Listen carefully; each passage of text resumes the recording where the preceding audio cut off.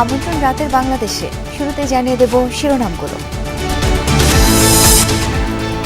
NCP ও বিএনপির পাল্টাপাল্টি কর্মসূচি ঘিরে হবিগঞ্জ পৌর এলাকায় ১৪৪ ধারা, পদে পদে বাধায় কর্মসূচিতে যেতে পারেননি নাহিদ হাসনাতরা।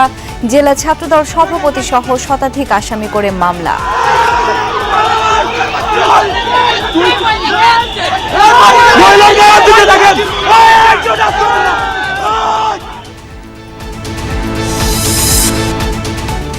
শিল্প খাতের আর্থিক ও জ্বালানি সংকট নিরসনের আশ্বাস প্রধানমন্ত্রীর।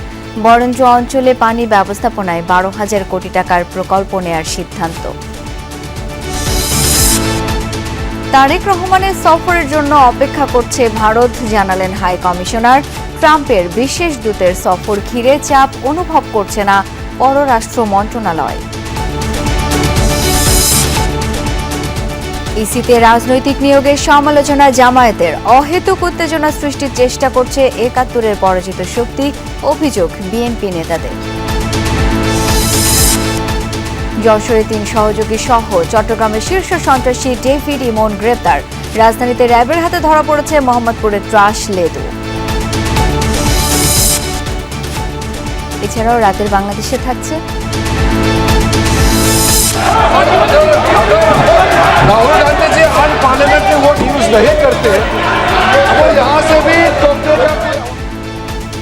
পার্লামেন্টে তুমুল হট্টগোলের মধ্য দিয়ে ভারতে প্রশ্ন ফাঁস, বিরোধী বিল পাশ, সরকার ও বিরোধীদের পাল্টাপাল্টি বক্তব্য।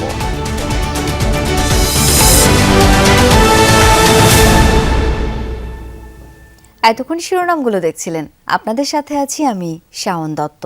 ১৪৪ ধারার ভেঙে সমাবেশ করতে চাইলেও প্রশাসনের বাধার মুখে হবিগঞ্জে ঢুকতে পারেননি নাহিদ হাসনাতরা।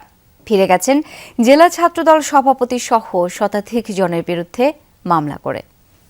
জুলাই পদযাত্রায় হামলার পর বিক্ষোভ সমাবেশ কেন্দ্র করে এনসিপি ও বিএনপি নেতাকর্মীদের মধ্যে উত্তেজনার জেরে জারি করা ১৪৪ ধারা শহরে বলবৎ আছে।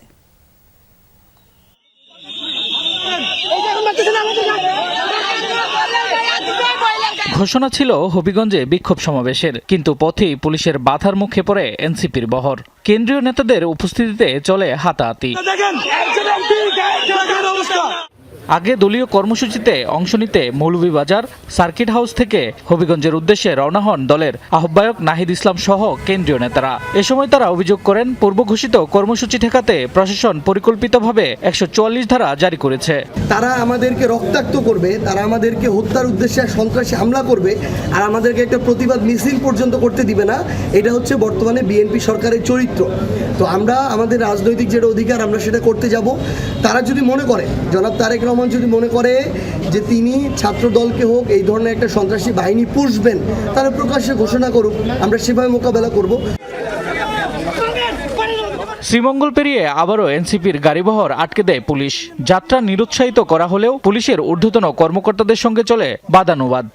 আপনি আনলফুল কাজ করতেছেন না, আমার সিকিউরিটি থ্রেট আপনি জানেন কি এখানে সিকিউরিটি থ্রেট, আপনি তাদেরকে না আটকে আপনি আমাদেরকে আটকাইতেছেন, আপনি আনলফুল কাজ করতেছেন। ৮ ঘন্টা পরে ছেড়ে দেওয়া হয় বহরটি। কিছু দূর এগিয়ে হবিগঞ্জের রশিদপুর এলাকায় আবারও পুলিশের বাধার মুখে পড়েন এনসিপির নেতাকর্মীরা। এক পর্যায়ে রাস্তায় বসে পড়েন নাহিদ হাসনাতরা। আমাদেরকে স্তরে স্তরে বাধা দেওয়া হয়েছে। পুলিশ মৌলভীবাজারে বাধা দিয়েছে, আপনারা দেখেছেন যে ট্রাক দিয়ে বাধা দেওয়া হয়েছে। দীর্ঘ আলোচনার পর সন্ধ্যায় বাহুবলের কামাইছড়া পুলিশ ক্যাম্পে যায় এনসিপির ৫ সদস্যের প্রতিনিধি দল। পরে অনলাইনে মামলা করা হয়। হবিগঞ্জ জেলা ছাত্রদলের সভাপতি সহ আসামি শতাধিক। যেহেতু ১৪৪ ধারা জারি হয়েছে, কর্মসূচি আমাদের বিক্ষোভ মিছিল স্থগিত, তাহলে আমরা ওইখানে গিয়ে মামলাটা করব।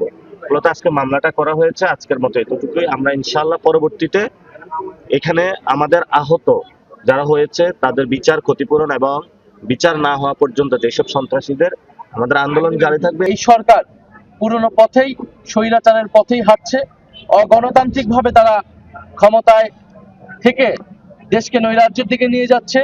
তারা গণভোটের গণরায় মানে নাই, তারা স্বাধীন পুলিশ কমিশন করে নাই, অর্থাৎ তারা সন্ত্রাস নির্ভর তারা একটি রাষ্ট্র তৈরি করতে চাচ্ছে।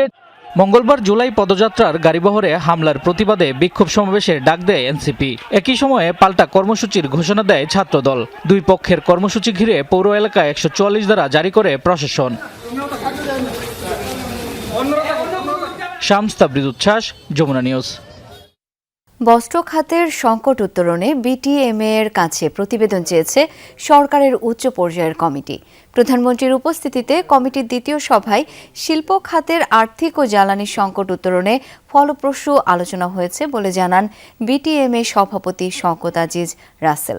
বলেন, বিগত সময়ে সময় উপযোগী সিদ্ধান্ত না নেয়ার কারণেই জ্বালানি সংকট।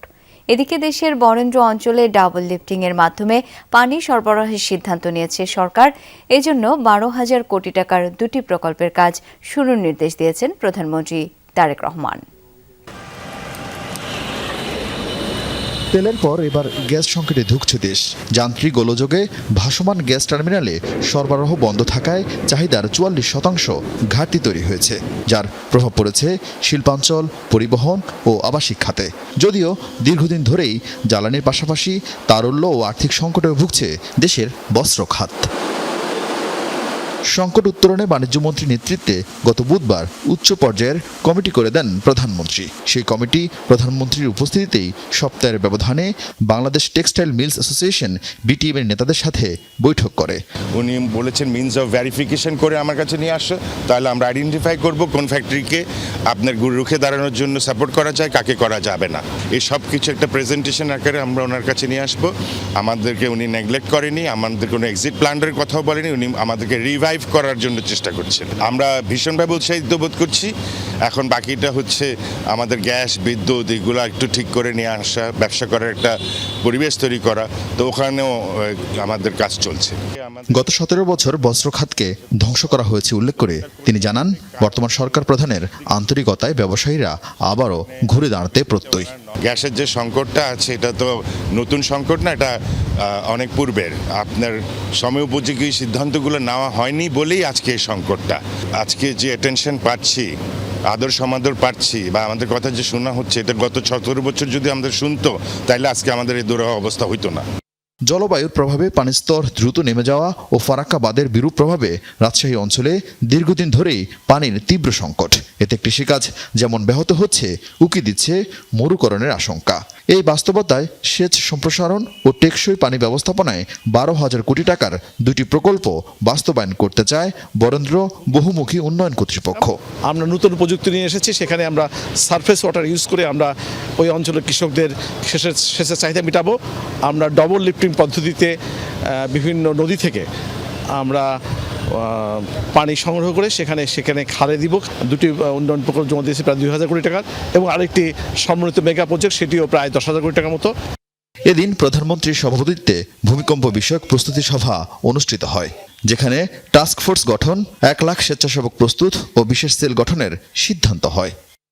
মাইলস্টোন বিমান দুর্ঘটনায় বোন তাসনিয়াকে হারিয়ে ভেঙে পড়েছিল স্কুল ছাত্র তাহসিন আব্দুল্লাহ। তবে আর্মি স্টেডিয়ামে প্রধানমন্ত্রীকে দেখে ভুবন বোলানো হাসিতে নজর কাড়েন সামাজিক মাধ্যমে। কিন্তু সে হাসির আড়ালে থাকা বেদনার খবর জানাজানির পর তাহসিনকে নিজ কার্যালয়ে ডাকেন প্রধানমন্ত্রী। উপহার দেন বাস্কেটবল ও ড্রোন সেট, উৎসাহিত করেন পড়াশোনা আর স্বপ্ন জয়ে।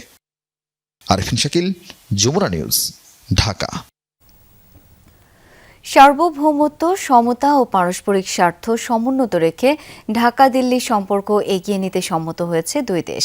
নতুন ভারতীয় হাই কমিশনারের সাথে বৈঠকের পর একথা জানিয়েছেন পররাষ্ট্রমন্ত্রী ডক্টর খলিলুর রহমান। প্রধানমন্ত্রী তারেক রহমানের সফর নিয়ে ভারত আগ্রহ ভরে অপেক্ষা করছে জানিয়ে হাই কমিশনার দীনেশ ত্রিবেদী বলেন, সেটি হলে গঙ্গা চুক্তি নবায়ন সহ অনেক সমস্যার সমাধান হতে পারে। সেই সফর নিয়ে এখনো কোনো সিদ্ধান্ত নেয়নি ঢাকা। 12 জুন বেনাপোল বন্দর হয়ে স্থলপথে ঢাকা আসেন দীনেশ ত্রিবেদী। কেন্দ্রীয় সরকারের সাবেক মন্ত্রী ঝানু এই রাজনীতিবিদ 25 জুন রাষ্ট্রপতির কাছে পরিচয়পত্র পেশ করেন, শুরু করেন কূটনীতিক জীবনের পথচলা। মন্ত্রী পদমর্যাদা পাওয়া ভারতীয় এই কূটনীতিক ঢাকা আসার 1.5 মাস পর এলেন পররাষ্ট্র মন্ত্রণালয়ে। পররাষ্ট্রমন্ত্রী ডক্টর খলিলুর রহমান ও প্রতিমন্ত্রী শামা ওবায়দের সাথে আলাদাভাবে সাক্ষাৎ শেষে কথা বলেন বাংলাভাষী এই দূত। খুবই ভালো মিটিং হয়েছে। প্রধানমন্ত্রী তারেক রহমান দায়িত্ব গ্রহণের পরপরই তাকে দিল্লি সফরের আমন্ত্রণ জানিয়েছিলেন ভারতের প্রধানমন্ত্রী নরেন্দ্র মোদী। সেপ্টেম্বরে অনুষ্ঠেয় ব্রিক্স সম্মেলনেও তাকে আমন্ত্রণ পাঠিয়েছে স্বাগতিক ভারত। প্রধানমন্ত্রীর সেই সফর নিয়ে আশাবাদী ভারতীয় দূত। We are anxiously waiting for the Honorable Prime Minister of Bangladesh for a visit to India, and I'm sure in the near future it will happen. We are very hopeful. Once the Honorable Prime Minister, I'm sure, visits India, and the working group will have their own papers. So I'm looking forward to everything which is positive. And I can tell you, we had a great meeting with lot of positivity. পরে পররাষ্ট্রমন্ত্রী জানান তিনি দেশে না থাকায় এটি ভারতীয় দূতের সাথে প্রথম বৈঠক। সুনির্দিষ্ট কোনো ইস্যু বৈঠকে প্রাধান্য না পেলেও সম্পর্ক পুনরুদ্ধারের বিষয়ে আলাপের কথা বলেন তিনি। দুই দেশের সম্পর্ক রিসেটের ব্যাপারে এটা তো আমরা আগেও বলেছি, এবং এই বিষয়ে আমরা দুজনেই ঐক্যমত পোষণ করি। আগামীতে আমাদের দুই দেশের সম্পর্ক পারস্পরিক স্বার্থ সামনে রেখে, এবং আমি বাংলাদেশ ফার্স্ট এটা সবসময় বলি, এখনও বলছি, সার্বভৌম সমতার ভিত্তিতে আমরা এগিয়ে নিয়ে যাব। বৃহস্পতিবার ঢাকা আসছেন দিল্লিতে যুক্তরাষ্ট্রের রাষ্ট্রদূত ও প্রেসিডেন্ট ডোনাল্ড ট্রাম্পের বিশেষ দূত। প্রধানমন্ত্রীর চীন সফর ও ঢাকা বেইজিং সম্পর্কের ঘনিষ্ঠতা নিয়ে ওয়াশিংটনের অস্বস্তি প্রসঙ্গে জানতে চান সাংবাদিকরা। কোনো দেশের সঙ্গে আমাদের সম্পর্ক অন্য দেশের প্রেক্ষিতে জিরো সাম গেম নয়। একজনের সম্পর্ক ক্ষতি করে আরেকজনের সম্পর্ক বৃদ্ধি করছে, আমরা কখনোই সেটা করব না।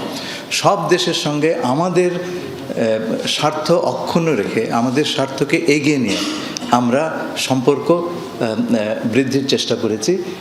বৃহস্পতিবার সন্ধ্যায় সার্জিও গোরের সাথে বৈঠক হবে খলিলুর রহমানের। মাহফুজ মিশু, যমুনা নিউজ, ঢাকা। শামসুল আলমকে ইসির অতিরিক্ত সচিব নিয়োগের প্রতিবাদ জানিয়েছে জামায়াতে ইসলামী। দলটির একটি প্রতিনিধি দল ইসিতে গিয়ে এই আপত্তির কথা জানিয়েছে। একই সাথে স্থানীয় নির্বাচনে এমপিওভুক্ত শিক্ষকদের অংশগ্রহণের সুযোগ দেওয়ার দাবি জানিয়েছেন তারা। পাশাপাশি কার্যক্রম নিষিদ্ধ দলের পদধারীরা যাতে নির্বাচনে অংশ নিতে না পারে সেজন্য ইসিকে সতর্ক করেছেন দলটির সেক্রেটারি জেনারেল। নির্বাচন কমিশনে অতিরিক্ত সচিব পদে সরকার দলীয় লোক নিয়োগের অভিযোগ এবং স্থানীয় সরকার নির্বাচনে বিধিবিধান নিয়ে কমিশনের সাথে সাক্ষাৎ করে জামায়াতে ইসলামীর 6 সদস্যের প্রতিনিধি দল। প্রায় 1.5 ঘন্টার বৈঠক শেষে সংবাদ সম্মেলন করেন দলটির সেক্রেটারি জেনারেল। কমিশন ভবনে উপস্থিত শামসুল আলমকে ইসির অতিরিক্ত সচিব নিয়োগের প্রতিবাদ জানিয়েছে জামায়াত ইসলামী। এই সময় 12 জন প্রশাসক নিয়োগেরও সমালোচনা করে দলটি। সেক্রেটারি জেনারেল বলেন, স্থানীয় নির্বাচনকে সামনে রেখে রাজনৈতিক উদ্দেশ্যে এসব নিয়োগ দেওয়া হয়েছে। প্রশাসকদের নির্বাচনে অযোগ্য ঘোষণারও দাবি জানান। ক্ষমতাসীন দলের একটা গুরুত্বপূর্ণ নীতি নির্ধারণী জায়গায় যিনি রাজনৈতিক দায়িত্ব পালন করেছেন, এরকম একজন ব্যক্তিকে অতিরিক্ত সচিব পদে নিয়োগ দেওয়ার মধ্যে আজ্ঞাবহ থেকে তিনি যেন সরকারি দলের লোকদেরকে নির্বাচনে বিজয়ী করে নিয়ে আসতে পারেন, সেই ফাংশনটা উনি যেন এখানে বসে করতে পারেন, সেই তৎপরতার জন্যই তাকে এখানে স্পেশালি অ্যাসাইন করে এখানে অ্যাপয়েন্টমেন্ট দেওয়া হয়েছে। এমপিওভুক্ত শিক্ষকরা শুধু স্থানীয় সরকার নির্বাচনে অযোগ্য, এই সুপারিশে সমালোচনা করে বলেন নির্বাচন কমিশনের এমন আচরণ দ্বিচারিতা। জামায়াত নেতা বলেন, কার্যক্রম নিষিদ্ধ দলের পদধারীরা যেন নির্বাচনে অংশ নিতে না পারে। রাজনীতি করাটা সন্ত্রাস বিরোধী আইন দ্বারা সরকারের নির্বাহী আদেশে নিষিদ্ধ করা হয়েছে। রাজনীতি নিষিদ্ধ থাকলে ব্যক্তি যেহেতু রাজনীতি করে, ব্যক্তির নির্বাচন করাটাও একটা রাজনীতি। আগামী নির্বাচন একেবারে দিব্যি নিরপেক্ষ হবে না, একদিকে নিয়ে যাবে। নির্বাচন কমিশন স্বাধীনভাবে ক্ষমতা প্রয়োগ করতে পারছে না, অভিযোগ দলটির। লাভলি বিথি, যমুনা নিউজ, ঢাকা। বাকস্বাধীনতার অর্থ যা ইচ্ছা তাই বলা নয়, কটূক্তি ও উস্কানিমূলক বক্তব্যের মাধ্যমে সমাজে অস্থিরতা সৃষ্টি করলে জনগণ তা মেনে নেবে না। রাজধানীতে এক স্মরণ সভায় এসব কথা বলেন বিএনপির স্থায়ী কমিটির সদস্য ও সমাজ কল্যাণ মন্ত্রী ডক্টর AZM জাহিদ হোসেন। একই অনুষ্ঠানে মৎস্য প্রাণী সম্পদ প্রতিমন্ত্রী সুলতান সালাউদ্দিন টুকু বলেন, বিএনপির উদারতার সুযোগ নিয়ে একটি পক্ষ নানান ষড়যন্ত্র করছে। রাজধানীর কাকরাইল ডিপ্লোমা ইঞ্জিনিয়ারিং ইনস্টিটিউটে ছাত্রদলের সাবেক সাধারণ সম্পাদক ও স্বেচ্ছাসেবক দলের সাবেক সভাপতি শফিউল বারী বাবুর ৬ষ্ঠ মৃত্যু বার্ষিকী উপলক্ষে স্মরণসভা অনুষ্ঠিত হয়। আলোচকদের বক্তব্যে উঠে আসে ক্ষণজন্মা শফিউল বারী বাবুর রাজনৈতিক জীবনের নানা অধ্যায়ের কথা। রাত পর্যন্ত দেশের জন্য কাজ করছেন। অনুষ্ঠানে সমাজ কল্যাণ মন্ত্রী বলেন, বাক স্বাধীনতার অর্থ সীমাহীন স্বাধীনতা নয়। মানুষকে হেয় করা, সম্মানহানি করা কিংবা উস্কানিমূলক বক্তব্য দিয়ে মানুষকে বিভ্রান্ত করা গণতান্ত্রিক সংস্কৃতির অংশ হতে পারে না। বাক স্বাধীনতা মানে অবারিত স্বাধীনতা নয়। একজনকে মেলায়ন করবেন, তাচ্ছিল্য করে বক্তব্য দেবেন, একজনের সম্মানহানি করবেন। গণতন্ত্র তো এই জিনিসটা শিখায় না। অহেতুক মানুষকে উত্তেজিত করে দেশকে বিপদগ্রস্ত করা এবং স্বৈরাচারের রাস্তাকে খুলে দেওয়ার যে ষড়যন্ত্রে আপনারা নেমেছেন, এটি বিএনপি বা বিএনপির নেতা কর্মীরা জীবিত থাকা অবস্থায় বাংলাদেশে বাস্তবায়ন হওয়ার কোনো সুযোগ নাই। সভায় মৎস্য ও প্রাণী সম্পদ প্রতিমন্ত্রী সুলতান সালাউদ্দিন টুকু বলেন, বিএনপির উদারতার সুযোগ নিয়ে ৭১-এর পরাজিত শক্তি দলটির বিরুদ্ধে নানা ষড়যন্ত্রে লিপ্ত। বিএনপিকে এই সমস্ত পরাজিত শক্তি ৭১-এ যাদের ভূমিকা, বিতর্কিত ভূমিকা, যাদেরকে এই দেশের মানুষ রাজাকার হিসাবে চিহ্নিত করেছে, তারা বিএনপিকে ফেলে দিতে চায়। বিএনপি যদি ঐক্যবদ্ধ থাকে, এমন কোন শক্তি নাই বিএনপিকে পরাজিত করে। কাজে আমাদেরকে ঐক্যবদ্ধভাবে পথ চলতে হবে। শহীদ রাষ্ট্রপতি জিয়াউর রহমানের আদর্শ, বিএনপির চেয়ারপারসন বেগম খালেদা জিয়ার নেতৃত্ব এবং তারেক রহমানের দৃঢ়তা ও দূরদর্শিতার উপর আস্থা রেখে দেশের মানুষ বিএনপিকে রাষ্ট্র পরিচালনার দায়িত্ব দিয়েছে বলেও জানান নেতারা। এই মুহূর্তে বাংলাদেশের সবচেয়ে নিরাপদ দল হচ্ছে বাংলাদেশের জনগণের জন্য বিএনপি।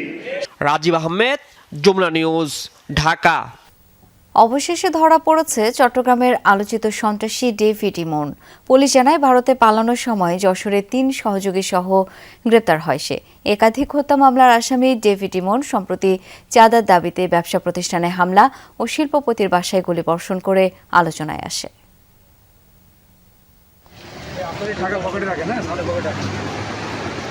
ভোরে যশোর সদর উপজেলার ঝুমঝুমপুর এলাকায় পুলিশের অভিযানে ধরা পড়েন বহুল আলোচিত শীর্ষ সন্ত্রাসী মোবারক হোসেন ওরফে ডেভিড ইমন ও তার ৩ সহযোগী। এরপর কড়া নিরাপত্তায় চট্টগ্রামে আনা হয় তাদের। পুলিশের দাবি, বেনাপোল সীমান্ত দিয়ে ভারতে পালানোর চেষ্টায় ছিলেন ইমন ও তার সহযোগীরা। গতকাল রাত ৩টার পরে আমাদের যশোর কোতোয়ালি থানার ঝুমঝুমপুর নামক একটি জায়গা থেকে আমাদের ডিবি পুলিশের 4টি চৌকস দল এবং থানা পুলিশের সমন্বয়ে আমরা চেকপোস্ট করে তাকে তার 3 সহযোগী সহ আমরা তাদেরকে গ্রেপ্তার করতে সক্ষম হই।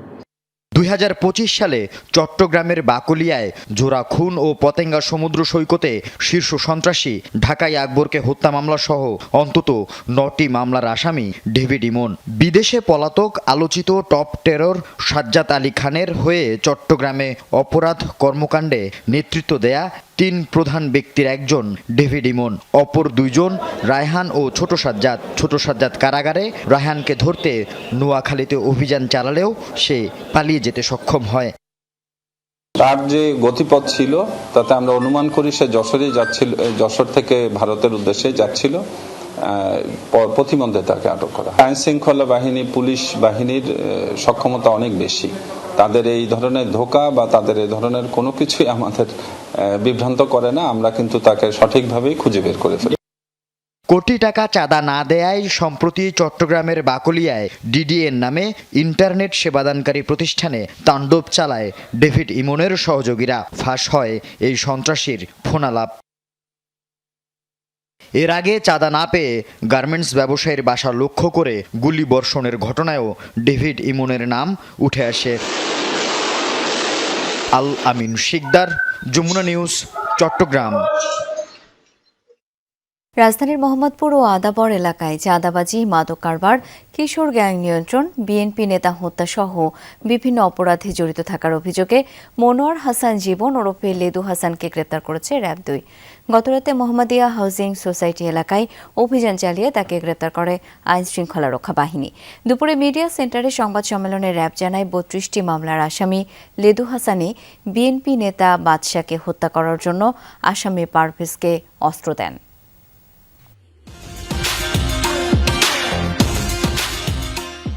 বিভিন্ন অঙ্গভঙ্গিতে টিকটক ভিডিওর এই যুবকই মোহাম্মদপুরের ত্রাস ও তালিকাভুক্ত সন্ত্রাসী মনোয়ার হাসান ওরফে লেদু হাসান। তার বিরুদ্ধে চাঁদাবাজি, মাদক কারবার, জমি দখল, কিশোর গ্যাংয়ে মদত দেয়া সহ প্রায় সব ধরনের অপরাধের অভিযোগ আছে। র্যাব জানায় মোহাম্মদপুরের নবোদয় হাউজিং ইউনিট বিএনপির সাধারণ সম্পাদক আবুল বাশার বাদশা হত্যায় জড়িত থাকার অভিযোগে লেদুকে গ্রেফতার করা হয়েছে। লেদু একসময় বিএনপির রাজনীতিতে জড়িত ছিল, কিন্তু নানা অপকর্মের কারণে দল থেকে বহিষ্কার করা হয়। র্যাবের নিজস্ব গোয়েন্দা তথ্যের ভিত্তিতে র্যাব 2 জানতে পারে যে নবোদয় হাউজিং ইউনিট বিএনপির সাধারণ সম্পাদক আবুল বাশার বাদশা হত্যাকাণ্ডে অভিযুক্ত মনোয়ার হোসেন লেদু ওরফে লেদু হাসান রাজধানীর মোহাম্মদপুর হাউজিং সোসাইটি এলাকায় অবস্থান করছে। প্রাপ্ত তথ্যের ভিত্তিতে র্যাব 2-এর একটি আভিযানিক দল উক্ত এলাকায় বিশেষ অভিযান পরিচালনা করে। তার বিরুদ্ধে রাজধানীর বিভিন্ন থানায় 32টি ফৌজদারি মামলা রয়েছে। এই লেদু হাসানই বিএনপি নেতা বাদশাকে হত্যার জন্য আসামি পারভেজকে অস্ত্র সরবরাহ করেছিল। উক্ত হত্যা মামলায় গ্রেপ্তারকৃতদের 164 ধারার জবানবন্দিতে জানা যায় লেদু হাসানই বাদশাকে হত্যার জন্য মূল হত্যাকারী পারভেজকে অস্ত্র সরবরাহ করেছিল। ব্রিফিংয়ে র্যাব 2-এর সিও দাবি করেন, মোহাম্মদপুরে আগের তুলনায় ছিনতাই, চাঁদাবাজি ও সন্ত্রাসী কার্যক্রম কমে এসেছে। আমরা তো আমাদের মতো করে যাচ্ছি, আমরা তো স্যাটিসফাইড।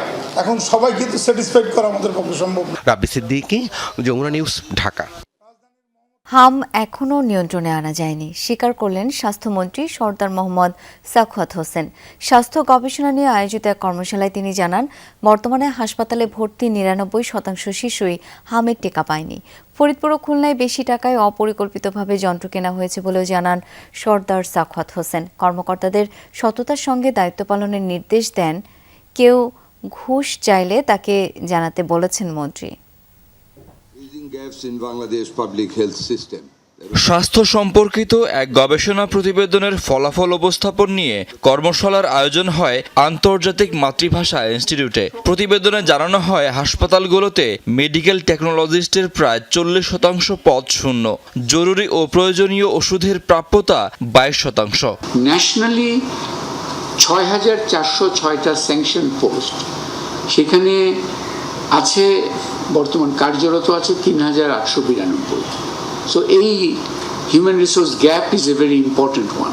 স্বাস্থ্যমন্ত্রী বক্তব্যে স্বাস্থ্য খাতের নানা অব্যবস্থাপনা তুলে ধরেন। বলেন, সরকারি কেনাকাটায় এমন কিছু শর্ত দেয়া হয় যাতে অন্য কেউ অংশই নিতে না পারে। পছন্দের লোকই যেন কাজ পায় তার নিশ্চিতে তৎপর থাকে অসাধুরা।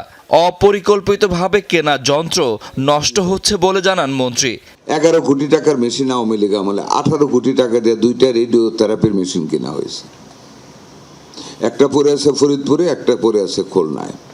যে 2টা হাসপাতালের জন্য আনছিল, দে হ্যাভ নো ব্যাংকার। ওই মেশিন লাগাইতে রেডিও ব্যাংকার লাগে। ব্যাংকার নেই, কিনেছে কেন? To earn A margin of টাকা 6 crores পার মেশিন। চিকিৎসকরা হাসপাতালের পাশে ক্লিনিক করলে সেখানে স্বাস্থ্যসেবা নিশ্চিত করা কঠিন বলেও মন্তব্য করেন মন্ত্রী। তার বিশ্বাস, স্বাস্থ্য খাতে যে বাজেট দেওয়া হয়েছে তা দিয়ে সর্বোচ্চ সেবা নিশ্চিত করা সম্ভব। সিনসিয়ারলি কাজ করেন, 1 টাকা অডিটকে ঘুষ দিতে হবে না। If I am honest, nobody, আমাকে ভয়রানি করতে পারে কেউ, কিন্তু আমাকে কেউ ভয় দেখাইতে পারবে না, আমাকে জেলে নিতে পারবে না। Because I request you, be strong in your honesty. You have not to pay any money to the auditor. যদি auditor টাকা চায়, and if you know you are honest, don't give the money, come to me, I will face the consequences. স্বাস্থ্যমন্ত্রী জানান, হাম এখনো নিয়ন্ত্রণে আনা যায়নি, তবে সরকার হামের টিকা ক্যাম্পেইন চালিয়ে যাচ্ছে।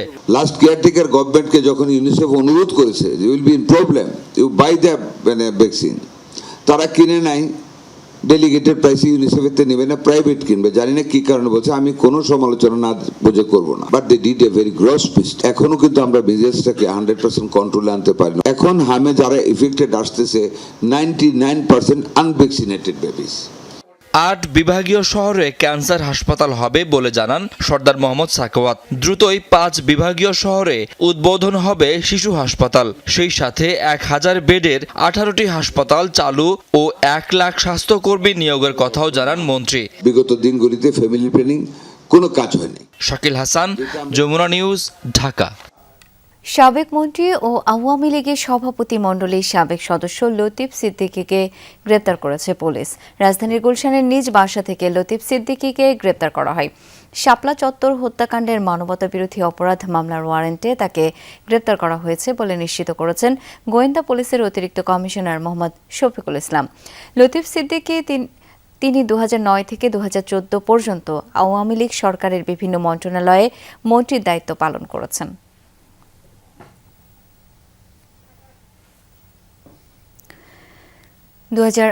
সালের জাতীয় নির্বাচনে শতভাগ ভোট পড়া কেন্দ্রগুলো নিয়ে নতুন করে অনুসন্ধানে নেমেছে দুর্নীতি দমন কমিশন। শুধু ভোট কারচুপিই নয়, নির্বাচনকে প্রভাবিত করতে ক্ষমতার অপব্যবহার হয়েছে কিনা তাও খতিয়ে দেখছে সংস্থাটি। একই সময়ে বরখাস্ত মেজর জেনারেল জিয়াউল হাসানের আরও একটি ফ্ল্যাট নিয়ন্ত্রণে নিতে অভিযানও চালাচ্ছে দুদক।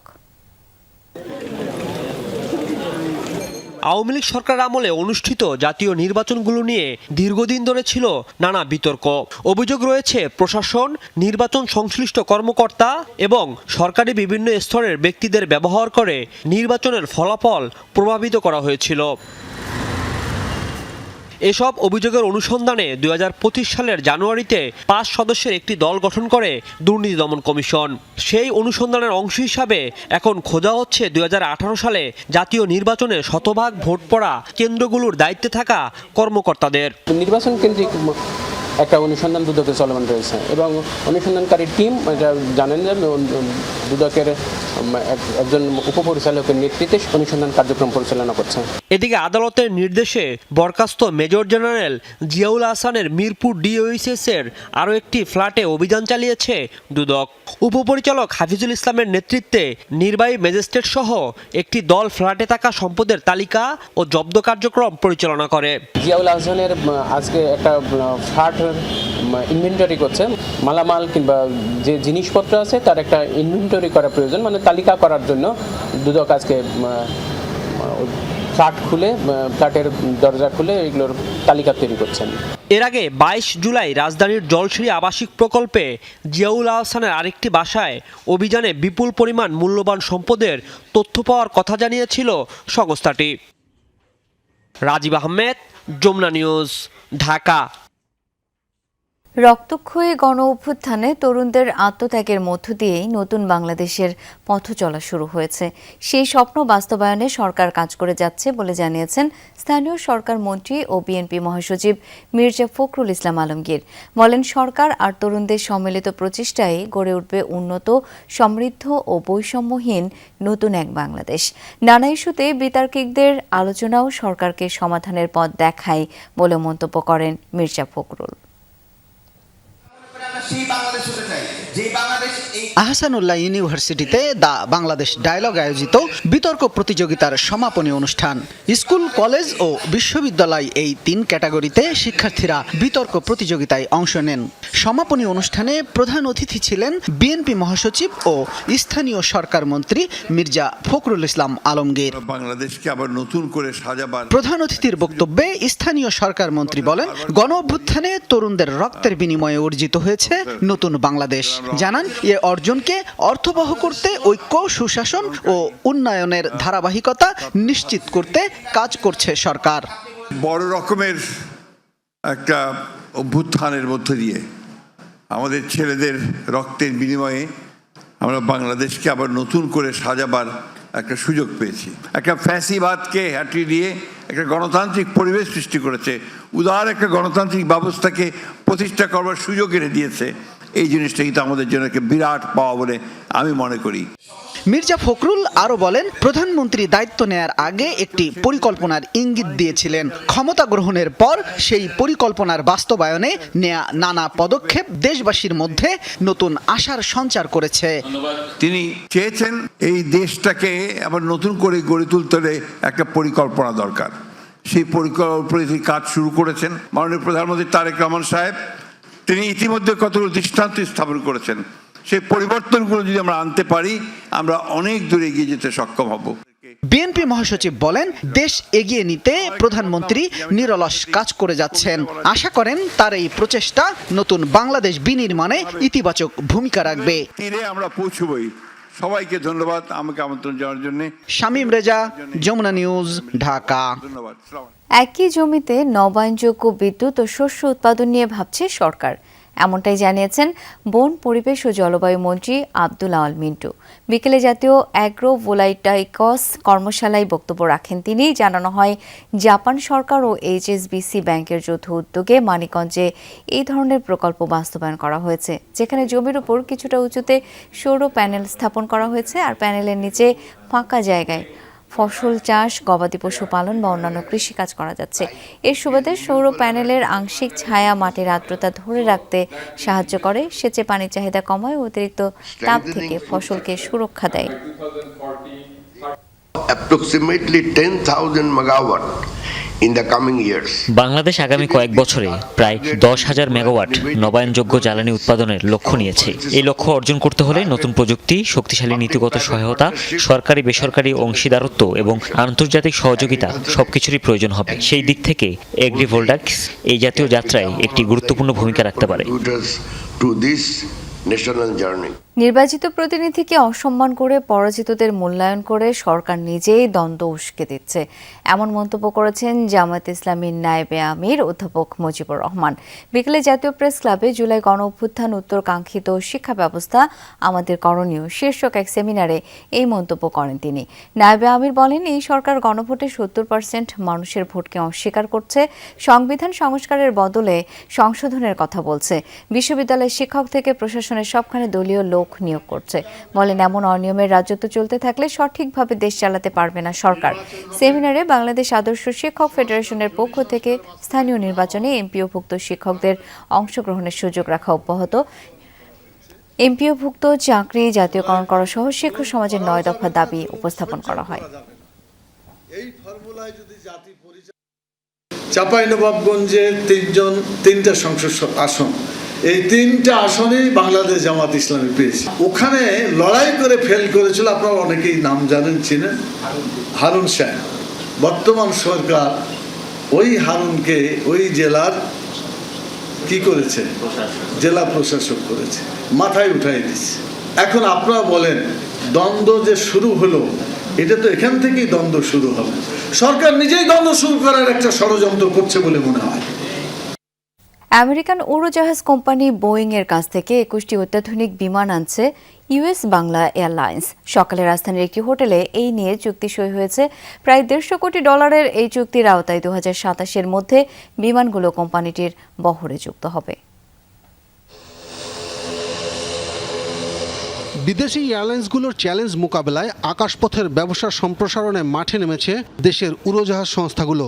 সরকারি সংস্থা বিমান 14টি বোয়িং যুক্ত করার ঘোষণার পর নিজেদের বহরে আরও 21টি অত্যাধুনিক বোয়িং যুক্ত করতে যাচ্ছে ইউএস বাংলা এয়ারলাইন্স। এই নিয়ে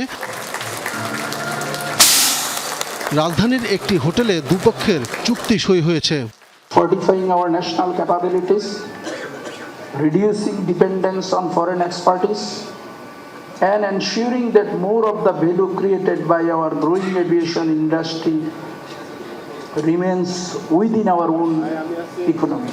Together we are not simply expanding an airline, we are building the future of Bangladesh aviation. I wish US Bangladesh every success to further increase their fleet to the leasing and purchasing of additional Boeing-built narrow-bodied and wide-body aircraft to increase their fleet, train your next generation of pilots, expand operations, and connect Bangladesh to many more countries. And I say that not just as the U.S. ambassador, but also as a passenger. অনুষ্ঠানে জানানো হয় প্রায় $1.5 billion মার্কিন ডলারের বিনিয়োগে নতুন উড়োজাহাজ যুক্ত হওয়ার পর দক্ষিণ ও দক্ষিণ পূর্ব এশিয়া, মধ্যপ্রাচ্য সহ বিভিন্ন আন্তর্জাতিক রুটে ফ্লাইট বাড়ানোর পরিকল্পনা করছে ইউএস বাংলা। আর এমন উদ্যোগের পাশে সরকার সবসময় থাকবে বলে জানালেন প্রধানমন্ত্রীর পররাষ্ট্র বিষয়ক উপদেষ্টা। I wish the US Bangla Airlines and Boeing every success. Together, let us build a stronger aviation sector that connects Bangladesh with the world. Bangladesh and Bangladesh's economic policy, private sector driven, so that it meets the needs of our people in creating jobs, as well as the needs of making and taking Bangladesh into a leading aviation hub. We will do that, and we will take Bangladesh into new heights of aviation, inshallah. Bangladesh থেকে আকাশপথে আন্তর্জাতিক বিভিন্ন গন্তব্যে যাত্রী পরিবহনের বাজার বছরে প্রায় 70,000 কোটি টাকার। এর মধ্যে দেশীয় বিমান সংস্থা ইউএস বাংলা এয়ারলাইন্স ও বাংলাদেশ বিমানের বাজার অংশীদারি মাত্র 30%। আব্দুল্লাহ তুহিন, যমুনা নিউজ, ঢাকা। কঠোর শাস্তির বিধান রেখে প্রশ্ন ফাঁস বিরোধী বিল পাশ হলো ভারতের লোকসভায়। এই ইস্যুতে পার্লামেন্টে তুমুল হট্টগোল হয়। নতুন আইন নিয়ে দেয়া বক্তৃতায় স্বরাষ্ট্রমন্ত্রী অমিত শাহকে তুলোধুনো করেন বিরোধী দলীয় নেতা রাহুল গান্ধী। তার বক্তব্যের পাল্টা প্রতিবাদ জানায় সরকারি দলের এমপিরা। এক পর্যায়ে ওয়াকআউট করে বিরোধী দল। একের পর এক সরকারি চাকরি আর ভর্তি পরীক্ষায় প্রশ্ন ফাঁসের অভিযোগে তীব্র সমালোচনার মুখে ভারতের কেন্দ্রীয় সরকার। সেই প্রেক্ষাপটে পার্লামেন্টে আনা হয়েছে প্রশ্ন ফাঁস প্রতিরোধে নতুন বিল। সরকারের দাবি, সংগঠিতভাবে প্রশ্ন ফাঁস, ডিজিটাল জালিয়াতি এবং পরীক্ষা কারচুপির বিরুদ্ধে কঠোর ব্যবস্থা নিতেই এই উদ্যোগ। তবে বিল উত্থাপনের পরে উত্তপ্ত হয়ে ওঠে লোকসভা। বিরোধী দলের সদস্যদের স্লোগান আর সরকারি দলের সদস্যদের পাল্টা জবাবে দেখা দেয় চরম হট্টগোল। কংগ্রেস নেতা রাহুল গান্ধীর অভিযোগ, বছরের পর বছর ধরে লাখো শিক্ষার্থী প্রতিযোগিতামূলক পরীক্ষায় অনিয়মের শিকার হয়েছেন। ছাত্র আন্দোলনে বল প্রয়োগের অভিযোগ তোলেন স্বরাষ্ট্রমন্ত্রীর বিরুদ্ধে।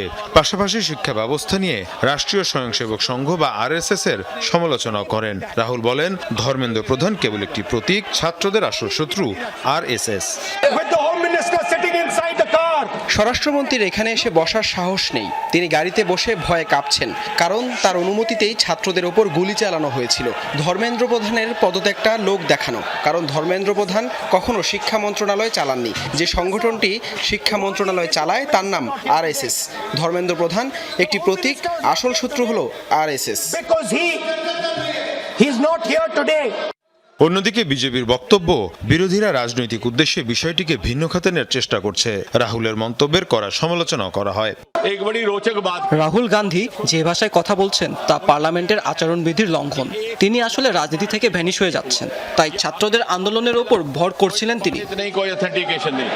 পার্লামেন্টের বিল নিয়ে উত্তপ্ত বিতর্কের মধ্যেই ভারতের লাখো চাকরি ও ভর্তি পরীক্ষার্থীর নজর এখন এই আইনের ভবিষ্যতের দিকে। প্রশ্ন একটাই, নতুন আইন কি সত্যি প্রশ্ন ফাঁস বন্ধ করতে পারবে, নাকি এটি রাজনৈতিক বিতর্কের মধ্যেই সীমাবদ্ধ থাকবে? মীর মুশফিকা হাসান, যমুনা নিউজ। ইরাকে ইরান সমর্থিত গোষ্ঠীর উপর হামলা চালিয়েছে সৌদি আরব যুক্তরাষ্ট্র। প্রাণ হারিয়েছে কমপক্ষে 20 জন। 5 দিনের বিরতির পর মঙ্গলবার যুক্তরাষ্ট্র সৌদি আরবের আচমকা হামলায় কেঁপে ওঠে ইরাকি ভূখণ্ড। ধ্বংস করা হয় পিএমএফ এর লজিস্টিক ও অস্ত্রের গোদাম। ক্ষতিগ্রস্ত কয়েকটি ঘাঁটি। নিভেনা শহরেও হয়েছে হতাহতের ঘটনা। বসরা প্রদেশে হয় জোরালো বিস্ফোরণ। ইরাকের পপুলার মোবিলাইজেশন ফোর্সেস জানিয়েছে সারা দেশে তাদের বিভিন্ন ঘাঁটিতে হামলায় আহত হয়েছে আরও অন্তত 32 জন। জর্ডানের মুয়াফফাক সালতি মার্কিন বিমান ঘাঁটিতে অন্তত 6টি ক্ষেপণাস্ত্র ছুড়েছে ইরান, যা সফলভাবে প্রতিহতের দাবি করেছে সেন্ট্রাল কমান্ড।